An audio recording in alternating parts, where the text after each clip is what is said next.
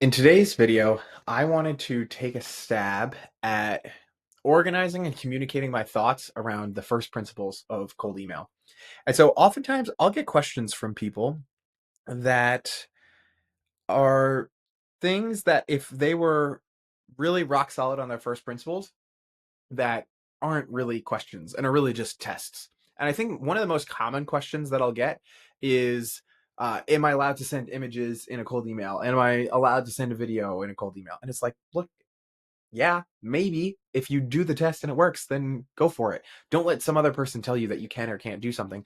Yes, best practice, is it going to ruin your, not maybe ruin, but is it going to hurt your email deliverability? Maybe. But if 30% of people see your email with the video and you get way more responses when you send plain text and 80% see your email, then it's worth it, you know? And so when it comes to the first principles, especially with the fact that we do this as a service, I'm always trying to think of how can we create the systems that are following the first principles to a T, and we are doing the best we can on every single campaign. And it always comes back to these first principles. And so I really put these first principles into three different buckets, right? And so one is inbox deliverability. Two is the list that you're sending to, and then three is your copywriting and your campaign strategy and everything else that kind of goes out into that. And now, going back into first principles, what we're trying to do is we are trying to interrupt somebody's day and get them to say yes to something. And we've never spoken to them before. And if somebody were to do that to me, I need to actually see their message, like we have right here. I need to actually be the kind of person that they want to be selling to, and then I'd like to hear something valuable, either because the messaging says that they could solve a problem for me, or because they're offering me something valuable. And so, a lot of times, I think this is where a lot of people get hung up. But so a lot of people say that a lead magnet is absolutely necessary for a cold email. But if you're reaching out to people that all have an issue. And so one of our customers is a company that automates sales tax compliance for e-commerce companies, and everyone has this issue. They don't need a lead magnet to be able to capture these people. The current provider stinks, and they just say, "Hey, we automate sales tax compliance. Do you need our help?" And that works extremely well. It works fine. They've been our customer for 3 years. It works over and over and over again, right? And so the when if somebody were to actually reach out, like I said, the main three things that we need to get correct is we need to actually have somebody see the message. We need to be reaching out to the right fit people and have something valuable. If we were reaching out to plumbers with the same message, they're not going to care because they don't have the same sales tax problems that these multi-state enterprises have. And so then when it comes to email deliverability, we're always thinking about how can we land in the inbox. And so the things that I'm constantly thinking about is one, what do spammers do? And how can I do the opposite of what a spammer does? And two, I know that there's going to be problems, and how can we be prepared for those problems? And so the first way that we stay prepared for these problems is we're always prepared to hot swap inboxes. And I've made videos about this before, but what I mainly mean about hot swapping inboxes is we will have an infrastructure that we're currently sending from right this second, and then we'll have another infrastructure that we call insurance infrastructure, where we try to keep. I really would love to keep, if I'm sending 1,000 emails a day from the regular infrastructure, I want 1,000 emails a day in backup infrastructure. Actually, that being said, for all of our customers in the agency, if they're sending 1,000 emails a day, right from the beginning of their engagement, we're setting up enough domains and inboxes to send 5,000 emails a day. But that's besides the point. If I were running this for myself, I would want to keep a 1-to-1 ratio. If I'm sending 1,000 emails a day, I want 1,000 inboxes in warm up at all times. So if anything happens with that main group, I can just swap them out immediately and push them back in. And then I can cancel the ones inactive and then not pay more money per month and then just move the other inboxes in, right? So when we're hot swapping these inboxes, we're always keeping inboxes in warm up. We want to keep like a 1-to-1, or at minimum, we want to keep half. So at a minimum across all of our customers, especially the high volume ones, sometimes you can't afford, economically speaking, to keep a 1-to-1. So we'll also, if they're sending 5,000 emails a day, we'll keep 2,500 warming in reserve. So we actually can send 7,500, but we're able to make those hot swaps whenever that's needed. And then we automate all of our analysis because now with tools like Cursor, you can hit the API of Smart Lead, or you can hit the API of Instantly, get all of the analytics that you need. And then instead of crunching the numbers yourself in Google Sheets, you can get the CSV file so you can verify the numbers, but we'll have Cursor crunch the numbers for us. Currently, we're actually dumping all of this data into Supabase and then having Cursor crunch the numbers for us. And it'll tell us which domains we think we should cancel and which insurance domains we should be throwing in, and then change those settings basically after I approve it. And then a third thing is domain age matters. So the longer that you have a domain, we're seeing that help a lot. There's some other things that I would say for some deliverability things of basically, these are just tips, right? The first principle here is we want to have the best shot at landing in the primary. The best shot of landing in the primary is warming up inboxes for as long as you can. And when there's problems, swapping them in, right? Like that's going to be the best way that you can do that. It's just some tips. Is people disagree with me on LinkedIn about this all the time. I don't think dead inboxes recover at all. And I would far rather just kill the inbox, use one of my insurance inboxes, and then order a new domain. That circle has been working really well for us. I don't even wait for these inboxes to rewarm up if they even can. I just cut my losses and then just move on to the next one, so that if I'm spending $500 a month on somebody's inboxes, I can keep that $500 a month expense the same because we have the insurance, we have the active, cancel the active, get new ones. It all works. Uh, for the and so some people might be seeing that there's a problem with sending emails to Outlook right now, which I don't know how much longer that's going to last, because I see even people who are Outlook users that are complaining that the spam filter is too crazy. But anyway, we're seeing good success with if for Outlook we'll send short emails, like shorter emails than regular. And then for all of our customers currently right now, we are not turning on the setting in Smart Leader Instantly where we only send to Google emails. We're sending to everyone, including Proofpoint and Mimecast and all those other things. The only time we turn this off is if we've been working with somebody for a long time and we started seeing problems with the deliverability, then we'll turn it off and only hit the Google inboxes. Or if we just started working with somebody and they haven't really gotten into any kind of momentum yet, that's another time that we'll turn off the sending to Outlook as well too. And then we will return it back on, because remember, we have that initial first infrastructure. We'll return it back on when some of those domains reached a 4-week warm up, or hopefully they reached a 6-week warm up, because again, domain age matters a lot. So that's what we'll do. And then we get a lot more responses back from Outlook verifiably when we're reaching out from an aged domain. So that's just what I would say about that. And then the second thing that I think people need to be thinking about is their list building. And so on list building and campaign strategy, I think the rule to think about is if how can we build a system that gets as close as possible to this saying of, okay, if I were to research a company for 10 minutes, what would I research about them to know that they're a good fit? And what would I research about them so I know what to say? Right. And so to know that they're a good fit, we want to try to automate as much as possible. And then what to say, we can, of course, automate as well, too. And so we just had somebody who came to us and they said, okay, we want to reach out to these business loan companies, and they have to have very particular keywords on their website.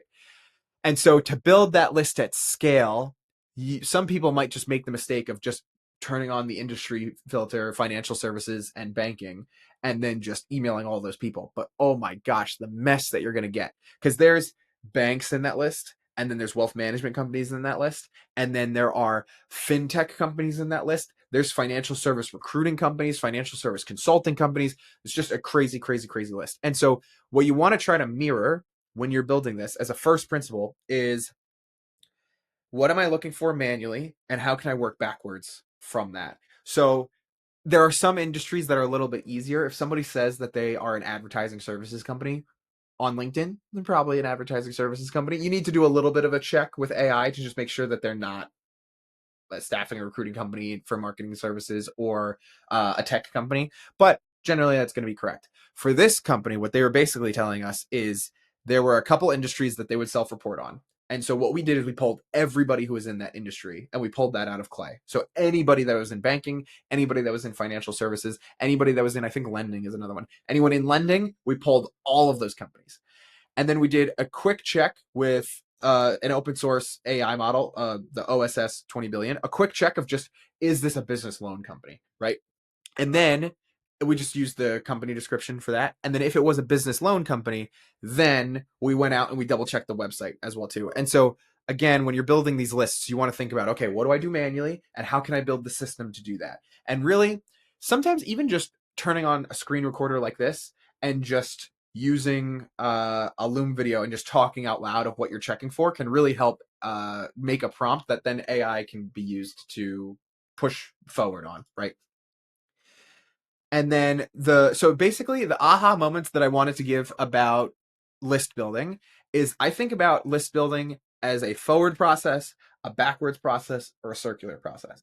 And so what I mean by forward is if you were to say, hey, I want to reach out to accounting companies.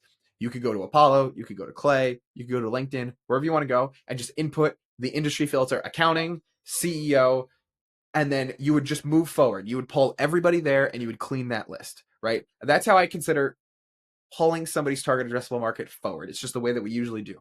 Go to the database, query the list, clean it up after that.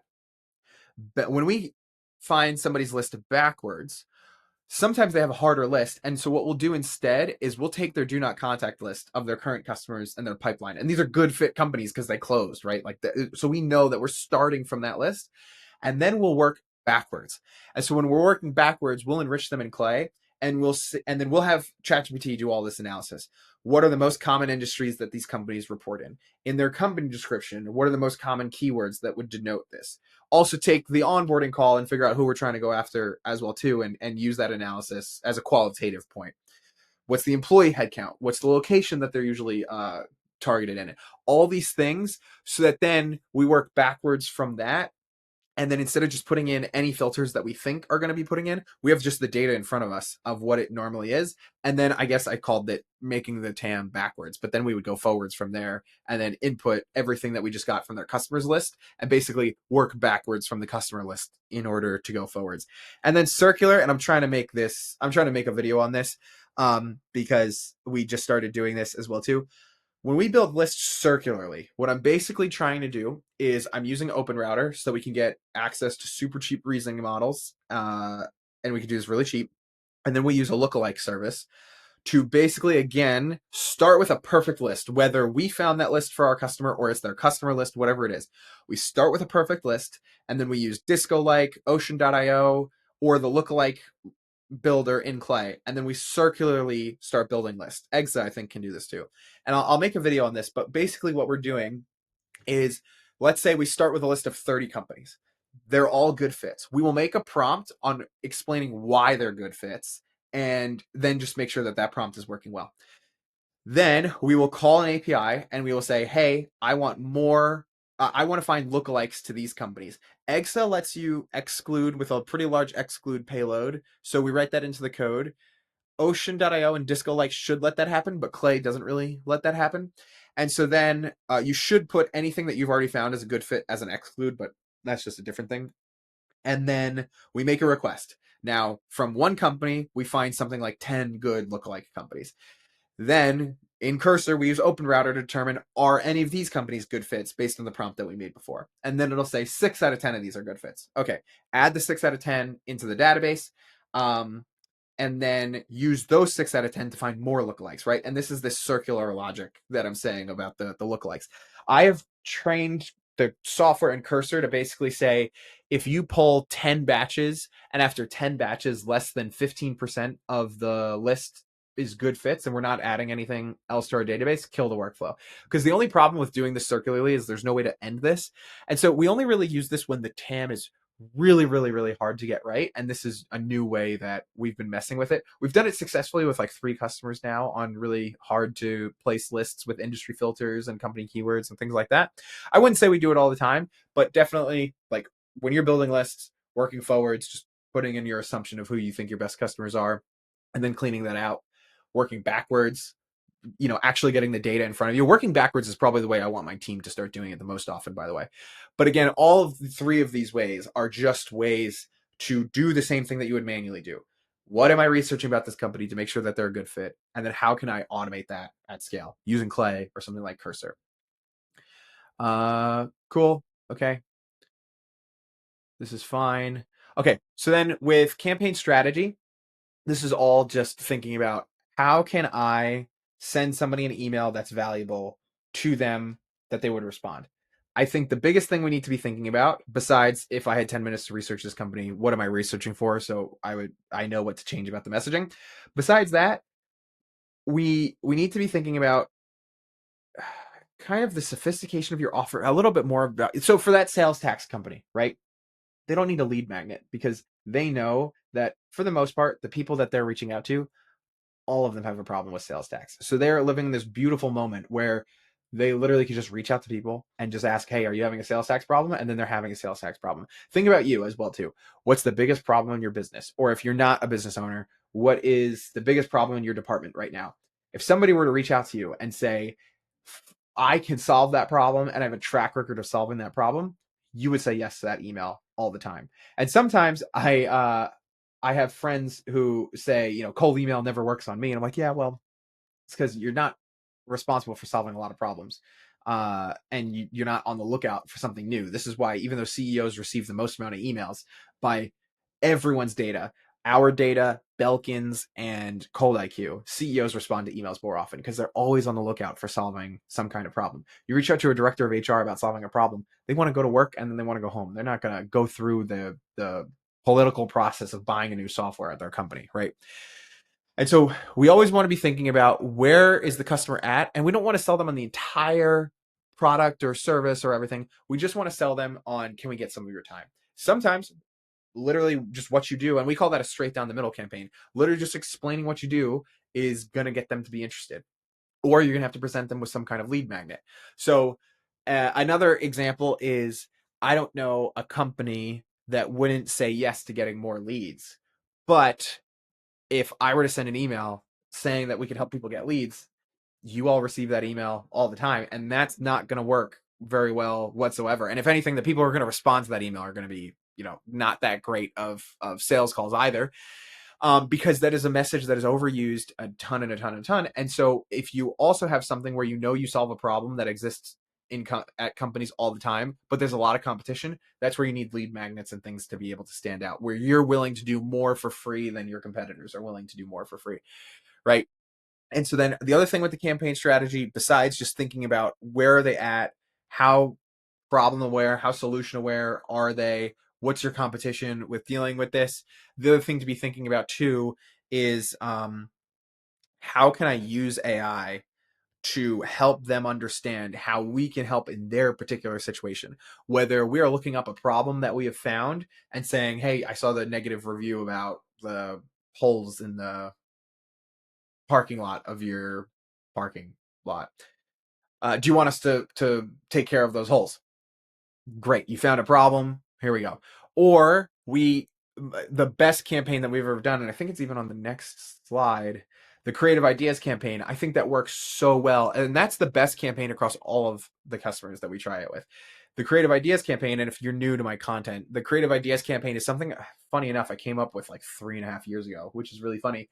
But it basically, we train AI to output, and we basically say, here's 3 ideas of how I think we can help you, and then we train AI on what we want bullet point 1 to generally be about, bullet point 2, bullet point 3, and then we show the company that we're reaching out to, we input that into the prompt, and then it makes these custom lines with some guardrails, and that still works really well. And I think it's because instead of just saying that we can help somebody automate their accounting, when we say, hey, we can automate your accounting so you could stay active in your business, helping fitness enthusiasts breathe better or something like that, it's not so much that I think that just wowed them as an email, but with all of the emails that they're getting every single day, the fact that we add in that research shows that if they are thinking about getting somebody to help with their bookkeeping, we tried harder than the last guy, and a little bit of like really, really minimal law of reciprocity here. They're going to be more apt to take our call.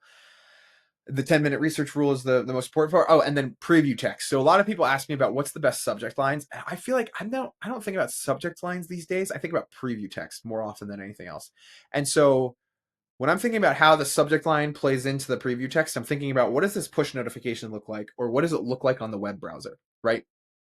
And I think there's 2 schools of thought here. You could either send a message that it looks like a colleague or a customer is reaching out to them, Or you could send a message where you put your entire offer into the preview text, and they can basically decide if they're interested or not basically off of that. And so I'm pretty much done with doing things like uh I don't know. I'm trying to think of something like we're pretty much done with, hey, I saw you help fitness enthusiasts breathe better and I wanted to reach out. I feel like that might still work in some industries, but AI is just getting so overused now that I feel like that first line is actually starting to hurt campaigns more than if you were to just reach out and say, we help companies target their entire target addressable market in less than 3 months. Would you want, and then just getting them to open on that? Credit to Taylor Herman for that one. I always thought that was a really smart one. But if you can condense your whole offer into one line, that then they could say, if they're having that problem or they need that solution, they could say, yes, I'm interested in this, boom, and then they open the email. Or if you can make it look like a colleague or a customer is reaching out to them. So something like, we get really, really, really good engagement on something like, hey, I saw the negative Google review, and I had a question about it, right? Tons and tons of engagement on that because it looks like a customer might be asking them a question, and what person isn't going to open that email, right? And so anyway, just taking it back to that. So preview text, yes. 3 core systems: inbox infrastructure, list building, campaign strategy. Yes, okay. So basically, and I'm just going to put myself right in the middle there. How much fun is that? So I always think about, again, going back to first principles. What is the highest likelihood that somebody would reach out to you, and what are the things that you can control about that getting the highest likelihood of getting a response? And so, one, if somebody reaches out to you and the message goes in your spam folder, you're probably not going to respond. So inbox infrastructure is the number one thing. Number two, if somebody reaches out to you and you're a marketing agency owner and they're helping gyms make more money, you're not going to respond to that at all. And then if you aren't solving a broad enough problem that a lot of people can identify with, or you're in a competitive place, what is that offer that you can make in front of somebody that is pretty undeniable, that they just can say yes to at any time, right? Sometimes, like, we had this one enterprise, no, it was a software company selling to Fortune 1000 companies, and they were basically saying, hey, we can help you with your procurement, and would you want to take a demo of how you can use us for your procurement better, yada yada, all this other stuff. But when we change it to, hey, we have all this data. If you bring 3 contracts that you feel like you're overpaying for, we can tell you based on what other people are paying with similar contracts, et cetera. Do you want to talk about that? Way better response than just saying, hey, do you want to get a demo of this procurement platform? Right. And so trying to think about what's in it for them to take 15 or 30 minutes of their time works really well. Another thing, I don't even know what to put this in a bucket. We're currently running a Google reputation management campaign. We're basically emailing people and we're like, hey, we saw that negative review. We could get it taken down, and you only pay after we get it taken down. And then the CTA, we used to be doing a CTA saying, would it make sense to chat? But then we changed the CTA to, could we chat for 5 minutes, or could we chat for 15 minutes about that review and see if it was unwarranted, so we can help build the case for Google on your behalf. And that is working probably about, I think Kirsten told me it was like 2.7x. So let's just call it 2.5, so that's working 2.5 times better than just asking for time. Right. And I think there's something to it. And I'm trying to think about the first principle of why this is working. I think there's something to it that we are explaining why we need the time and why they can't just sign up and just do something. We need the time to try to help you build that case so that we can start working for you on your behalf, right? So anyway, that's just something I would think about there. But always we're trying to think about, how can we get this message in front of people? How can we make it inevitable that we get this message in front of them, or do the best that we can? Hot swapping inboxes, always keeping them in the background, and doing your analytics at scale is the best way. List building. How do I look at these companies and know that they're good or bad fits?